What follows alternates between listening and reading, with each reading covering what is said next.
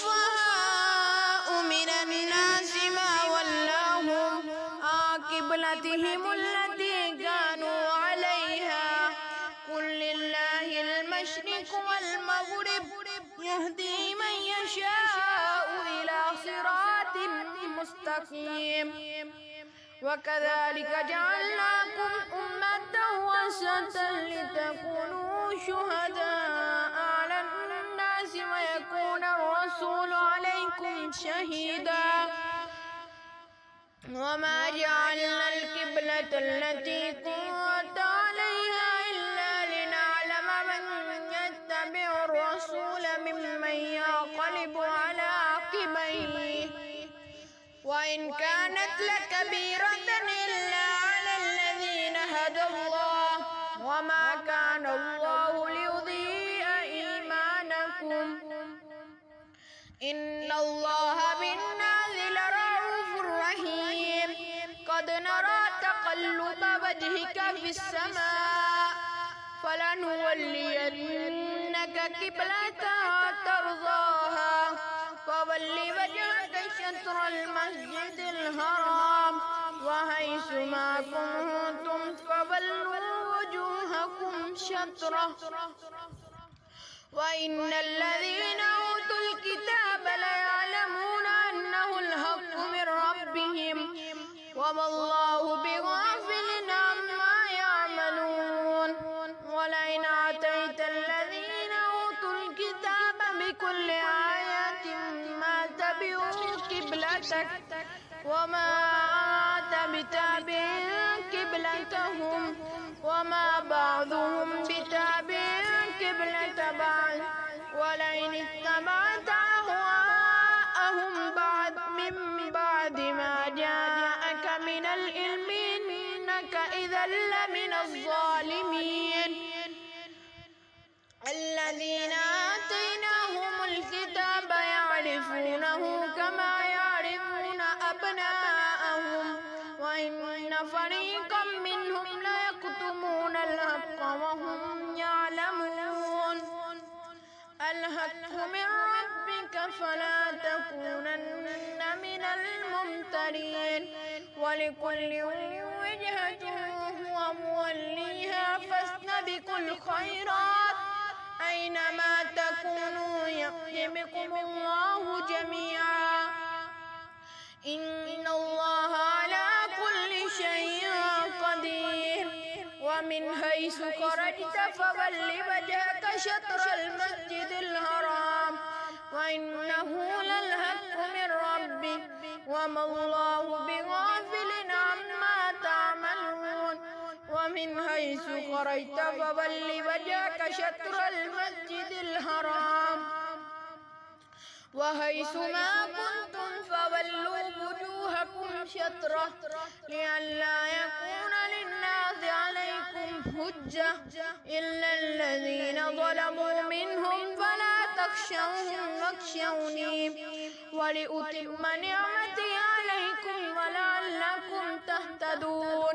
كما أرسلنا فيكم رسولا منكم يتلو عليكم آياتنا ويزكيكم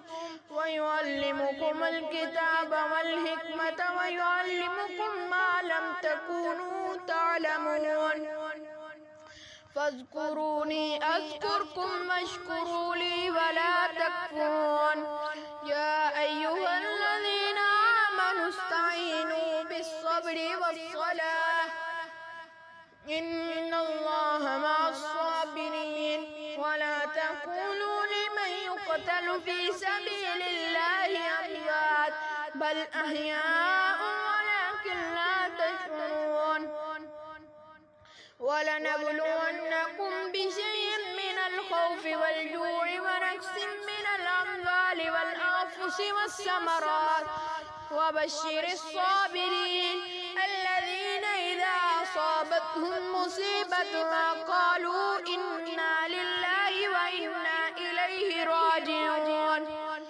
أولئك عليهم صلوات من ربهم ورحمة وأولئك هم المهتدون إن الصفا والمروة من شعائر الله فمن هج البيت أو ائتمر فلا جناح عليه أن يطوف بهما ومن تطوع خيرا فإن الله شاكر عليم إن الذين يكتمون ما أنزلنا من البينات والهدى من بعد ما بيناه للناس في الكتاب أولئك يلعنهم الله ويلعنهم اللاعنون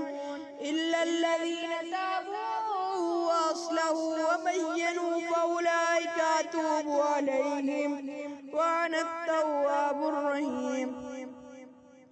إن الذين كفروا وماتوا وهم كفار أولئك عليهم لعنة الله والملائكة والناس أجمعين خالدين فيها لا يخفف عنهم العذاب ولا هم ينظرون وإلهكم إله واحد لا إله إلا هو الرحمن الرحيم إن في خلق السماوات والأرض واختلاف الليل والنهار والفلك التي تجري في البحر بما ينفع الناس وما أنزل الله من السماء من ماء فأحيا به الأرض بعد موتها وبث فيها من كل دابة وتصريف الرياح والسحاب المسخر بين السماء والأرض لآيات لقوم يعقلون ومن الناس من يتخذ من دون الله أندادا يحبهم كحب الله والذين آمنوا أشد حبا لله ولو يرى الذين ظلموا إذ يرون العذاب أن القوة لله جميعا وأن الله شديد العذاب إذ تبرأ الذين اتبعوا من الذين اتبعوا ورأوا العذاب وتقطعت بهم الأسباب وقال الذين اتبعوا لو أن لنا كرة فنتبرأ منهم كما تبرأوا منا كذلك يريهم الله أعمالهم حسرات عليهم وما هم بخارجين من النار يا أيها الناس كلوا مما في الأرض حلالا طيبا ولا تتبعوا خطوات الشيطان إنه لكم عدو مبين إنما يأمركم بالسوء والفحشاء وأن تقولوا على الله ما لا تعلمون وإذا قيل لهم اتبعوا ما أنزل الله قالوا من نتبع ما ألفينا عليه آباءنا أولو كان آباؤهم لا يعلمون شيئا ولا يهتدون ومثل الذين كفروا كمثل الذي ينعق بما لا يسمع إلا دعاء ونداء صم بكم عميا فهم لا يرجعون يا أيها الذين آمنوا كلوا من طيبات ما رزقناكم واشكروا لله إن كنتم إياه تعبدون إنما حرم عليكم الميتة والدم ولحم الخنزير وما أهل به لغير الله فمن اضطر غير باغ ولا عاد فلا إثم عليه إن الله غفور رحيم إن الذين يكتمون ما أنزل الله من الكتاب ويشترون به ثمنا قليلا أولئك ما يأكلون في بطونهم إلا النار ولا يكلمهم الله يوم القيامة ولا يزكيهم ولهم عذاب عليم أولئك الذين اشتروا الضلالة بالهدى والعذاب بالمغفرة فما أصبرهم على النار ذلك بأن الله نزل الكتاب بالحق وإن الذين اختلفوا في الكتاب لفي شقاق بعيد ليس البر أن تولوا وجوهكم قبل المشرق والمغرب ولكن البر من آمن بالله من آمن بالله واليوم الآخر والملائكة والكتاب والنبيين وآتى المال على حبه ذوي القربى واليتامى والمساكين وابن السبيل والسائلين وفي الرقاب وأقام الصلاة وآتى الزكاة والموفون بعهدهم إذا عاهدوا والصابرين في البأساء والضراء وحين البأس أولئك الذين صدقوا وأولئك هم المتقون. يا أيها الذين آمنوا كتب عليكم القصاص في القتلى الحر بالحر والعبد بالعبد والأنثى بالأنثى فمن أوفي له من أخيه شيء فاتباع بالمعروف وأداء إليه بإحسان ذلك تخفيف من ربكم ورحمة فمن اعتدى بعد ذلك فله عذاب عليم. ولكم في القصاص حياة يا أولي الألباب لعلكم تتقون. كتب عليكم إذا حضر أحدكم الموت إن ترك خيرا الوصية للوالدين والأقربين بالمعروف حقا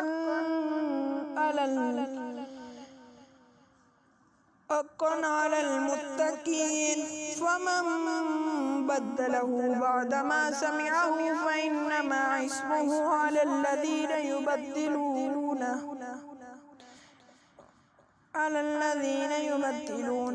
إن الله سميع عليم. فمن خاف من موص جنفا أو إثما فأصلح بينهم فلا إثم عليه إن الله غفور رحيم.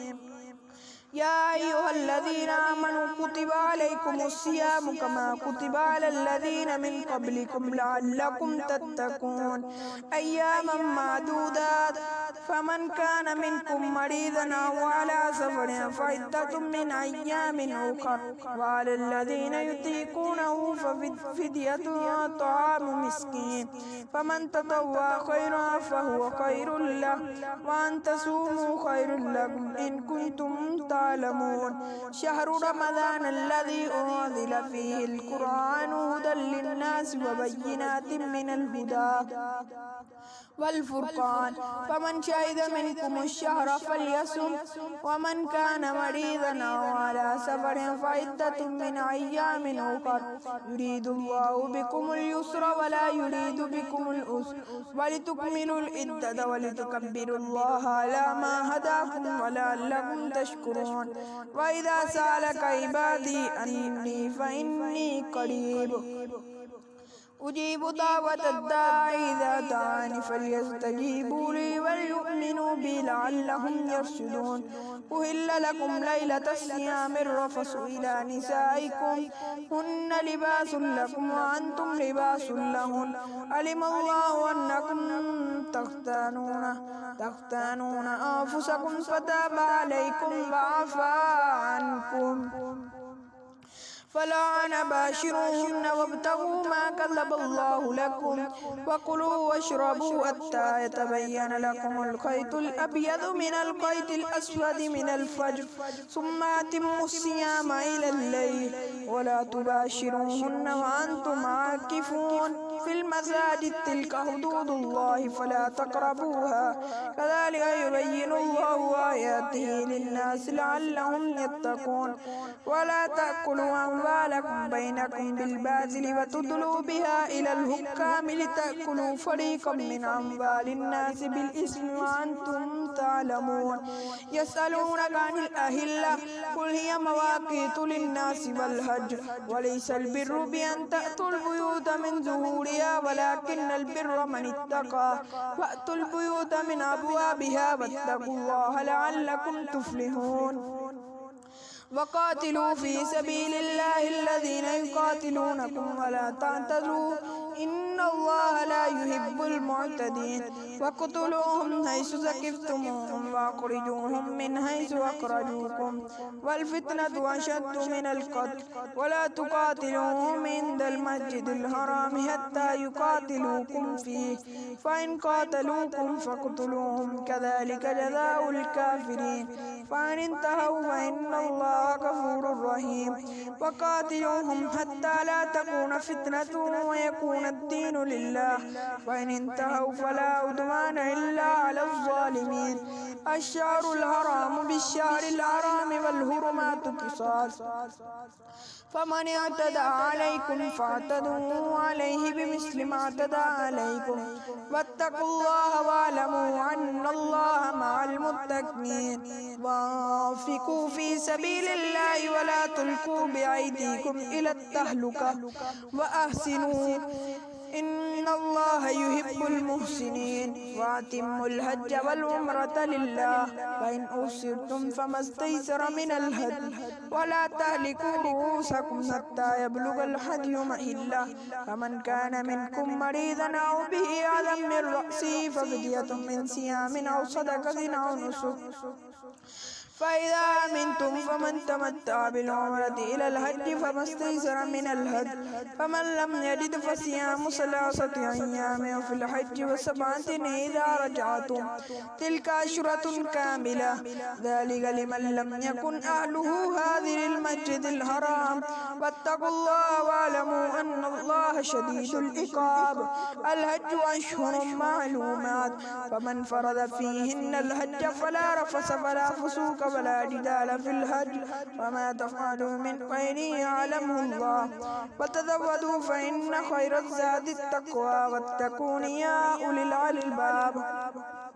ليس عليكم جناح أن تبتغوا فضلا من ربكم فإذا أفضتم من عرفات فاذكروا الله عند المشعر الحرام فاذكروه كما هداكم وإن كنتم من قبله لمن الضالين ثم أفيضوا من حيث أفاض الناس واستغفروا الله إن الله غفور رحيم وإذا قضيتم مناسككم فاذكروا الله كذكركم آباءكم أو أشد ذكرا فمن الناس من يقول ربنا آتنا في الدنيا حسنة في الدنيا وما له في الآخرة من خلاق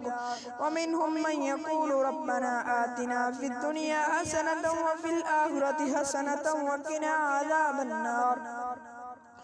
أولئك لهم نصيب مما كسبوا والله سريع الحساب واذكروا الله في أيام معدودة فمن تعجل في يومين فلا إثم عليه ومن تأخر فلا إثم عليه لمن اتقى واتقوا الله واعلموا أنكم إليه تحشرون ومن الناس من يعجبك قوله في الحياة الدنيا ويشهد الله على ما في قلبه وهو ألد الخصام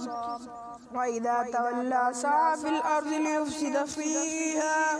ليفسد فيها ويهلك الحرث والنسل والله لا يحب الفساد وإذا قيل له اتقوا الله أخذته العزة بالإثم واسمه جهنم ولبئس المهاد ومن الناس من يشري نفسه ابتغاء مرضات الله والله رؤوف بالعباد يا أيها الذين آمنوا ادخلوا في السلم كافة ولا تتبعوا خطوات الشيطان إنه لكم عدو مبين فإن زللتم من بعد ما جاءتكم البينات فاعلموا أن الله عزيز حكيم هل ينظرون إلا أن يأتيهم الله في ظلل من الغمام والملائكة وقضي الأمر وإلى الله ترجع الأمور سل بني إسرائيل كما آتيناهم من آية بينة ومن يبدل نعمة الله من بعد ما جاءته فإن الله شديد العقاب زين للذين كفروا الحياة الدنيا ويسخرون من الذين آمنوا والذين اتقوا فوقهم يوم القيامة والله يرزق من يشاء بغير حساب كان الناس أمة واحدة فبعث الله النبيين مبشرين ومنذرين وأنزل معهم الكتاب بالحق ليحكم بين الناس فيما اختلفوا فيه وما اختلف فيه إلا الذين أوتوه إلا من بعد ما جاءتهم البينات بغيا بينهم فهدى الله الذين آمنوا لما اختلفوا فيه من الحق بإذنه والله يهدي من يشاء إلى صراط مستقيم أم حسبتم أن تدخلوا الجنة ولما يأتكم مثل الذين خلوا من قبلكم مستهم البأساء والضراء وزلزلوا حتى يقول الرسول والذين آمنوا معه متى نصر الله ألا إن نصر الله قريب يسألونك ماذا ينفقون قل ما أنفقتم من خير فللوالدين والأقربين واليتامى والمساكين وابن السبيل وما تفعلوا من خير فإن الله به عليم كتب عليكم القتال وهو كره لكم وعسى أن تكرهوا شيئا وهو خير لكم وعسى أن تحبوا شيئا وهو شر لكم والله يعلم وأنتم لا تعلمون يسألونك عن الشهر الحرام قتال فيه قل قتال فيه كبير وصد عن سبيل الله وكفر به والمسجد الحرام وإخراج أهله منه أكبر عند الله والفتنة أكبر من القتل ولا يزالون يقاتلوكم حتى يردوكم عن دينكم إن استطاعوا ومن يرتد منكم عن دينه فيمت وهو كافر فأولئك حبطت أعمالهم في الدنيا والآخرة وأولئك أصحاب النار هم فيها خالدون إن الذين آمنوا والذين هاجروا وجاهدوا في سبيل الله أولئك يرجون رحمة الله والله غفور رحيم يسألونك عن الخمر والميسر قل فيهما اسم كبير ومنافع للناس فاسمهما أكبر من نفعها ويسألونك ماذا ينفقون قل العفو كذلك يبين الله لكم الآيات لعلكم تتفكرون في الدنيا والآخرة ويسألونك عن اليتامى قل إصلاح لهم خير وإن تخالطوهم فإخوانكم والله يعلم المفسد من المصلح ولو شاء الله لعنتكم إن الله عزيز حكيم ولا تنكحوا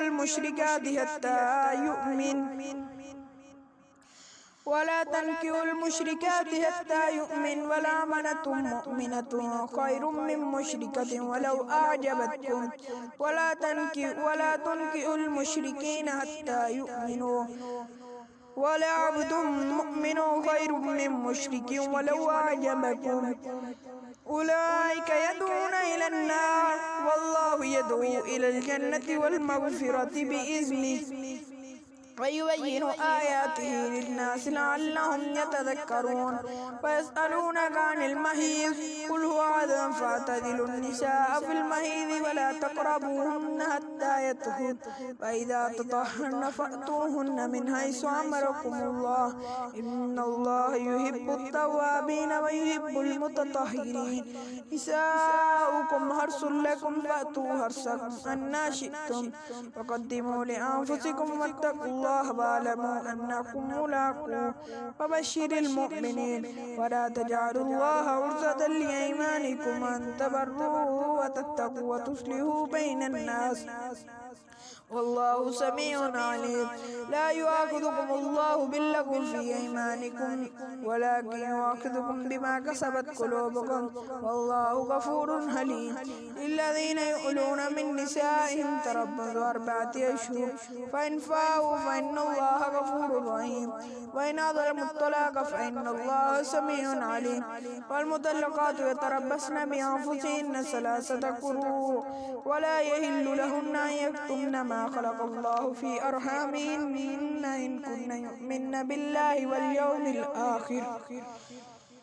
وبعولتهن أحق بردهن في ذلك إن أرادوا إصلاحا ولهن مثل الذي عليهن بالمعروف وللرجال عليهن درجة والله عزيز حكيم. الطلاق مرتان، فإمساك بمعروف أو تسريح بإحسان. ولا يحل لكم أن تأخذوا مما آتيتموهن شيئا إلا أن يخافا ألا يقيما حدود الله. فإن خفتم ألا يقيما حدود الله فلا جناح عليهما فيما افتدت به. تلك حدود الله فلا تقربوها، ومن يتعد حدود الله فأولئك هم الظالمون. فإن طلقها فلا تحل له من بعد حتى تنكح زوجا غيره. فإن طلقها فلا جناح عليهما أن يتراجعا إن ظنا أن يقيما حدود الله، وتلك حدود الله يبينها لقوم يعلمون. وإذا طلقتم النساء فبلغن أجلهن فامسكوهن بمعروف أو سرحوهن بمعروف، ولا تمسكوهن ضرارا لتعتدوا، ومن يفعل ذلك فقد ظلم نفسه. ولا تتخذوا آيات الله هزوا، واذكروا نعمة الله عليكم وما أنزل عليكم من الكتاب والحكمة يعظكم به، واتقوا الله واعلموا أن الله بكل شيء عليم. وإذا طلقتم النساء فبلغن أجلهن فلا تعذلوهن أن ينكحن أزواجهن إذا تراضوا بينهم بالمعروف، ذلك يوعظ به من كان منكم يؤمن بالله واليوم الآخر، ذلكم أزكى لكم وأطهر، والله يعلم وأنتم لا تعلمون. والوالدات يرضعن أولادهن حولين كاملين لمن أراد أن يتم الرضاعة، وعلى المولود له رزقهن وكسوتهن بالمعروف، لا تكلف نفس إلا وسعها، لا تضار والدة بولدها ولا مولود له بولده، وعلى الوارث مثل ذلك، فإن أراد فصالا عن تراض منهما وتشاور فلا جناح عليهما. وإن أردتم أن تسترضعوا أولادكم فلا جناح عليكم إذا سلمتم ما آتيتم بالمعروف، واتقوا الله واعلموا أن الله بما تعملون بصير. والذين يتوفون منكم ويذرون أزواجا يتربصن بأنفسهن 4 أشهر وعشرا،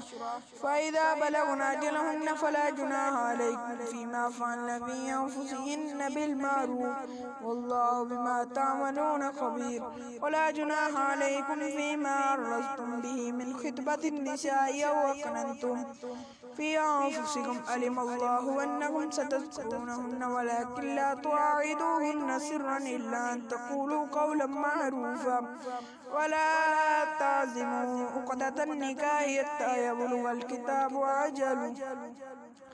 واعلموا أن الله يعلم ما في أنفسكم فاحذروه، واعلموا أن الله غفور حليم. لا جناح عليكم إن طلقتم النساء ما لم تمسوهن أو تفرضوا لهن فريضة ومتعوهن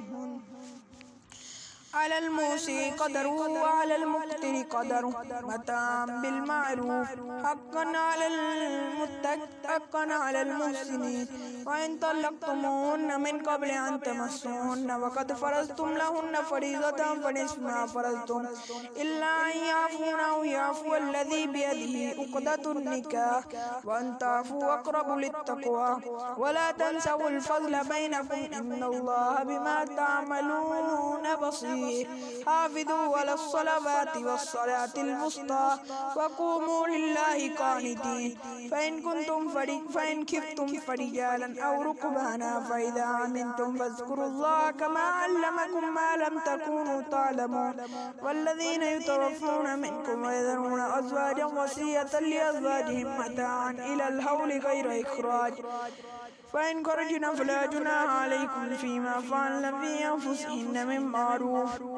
والله عزيز حكيم. وللمطلقات متاع بالمعروف حقا على المتقين كذلك يبين الله لكم آياته لعلكم تعقلون. ألم تر إلى الذين خرجوا من ديارهم وهم ألوف حذر الموت فقال لهم الله موتوا ثم أحياهم إن الله لذو فضل على الناس ولكن أكثر الناس لا يشكرون. وقاتلوا في سبيل الله واعلموا أن الله سميع عليم. من ذا الذي يقرض الله قرضا حسنا فيضاعفه له أضعافا كثيرة والله يقبض ويبسط وإليه ترجعون. ألم تر إلى الملأ من بني إسرائيل من بعد موسى إذ قالوا لبني لهم ابعث لنا ملكا نقاتل في سبيل الله قال هل عسيتم إن كتب عليكم القتال ألا تقاتلوا قالوا وما لنا ألا نقاتل في سبيل الله وقد أخرجنا من ديارنا وأبنائنا فلما كتب عليهم القتال تولوا إلا قليلا منهم والله عليم بالظالمين. وقال لهم نبيهم إن الله قد بعث لكم طالوت ملكا قالوا أنى يكون له الملك علينا ونحن أحق بالملك منه ولم يؤت سعة من المال قال إن الله اصطفاه عليكم وزاده بسطة في العلم والجسم والله يؤتي ملكه من يشاء والله واسع عليم. وقال لهم نبيهم إن آية ملكه أن يأتيكم التابوت فيه سكينة من ربكم وبقية مما ترك آل موسى وآل هارون تحمله الملائكة إن في ذلك لآيات لكم إن كنتم مؤمنين. فلما فصل طالوت بالجنود قال إن الله مبتليكم بنهر فمن شرب منه فليس مني ومن لم يطعمه فإنه مني إلا من اغترف غرفة بيده فشربوا منه إلا قليلا منهم فلما جاوزه هو والذين آمنوا معه قالوا لا طاقة لنا اليوم بجالوت وجنوده قال الذين يظنون أنهم ملاقو الله كم من فئة قليلة غلبت فئة كثيرة بإذن الله والله مع الصابرين. ولما برزوا لجالوت وجنوده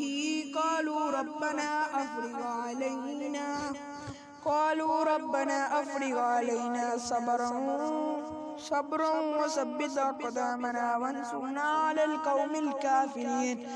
فهزموهم بإذن الله. وقتل داود جالوت وآتاه الله الملك والحكمة وعلمه مما يشاء ولولا دفع الله الناس بعضهم ببعض لفسدت الأرض ولكن الله ذو فضل على العالمين. تلك آيات الله نتلوها عليك بالحق وإنك لمن المرسلين.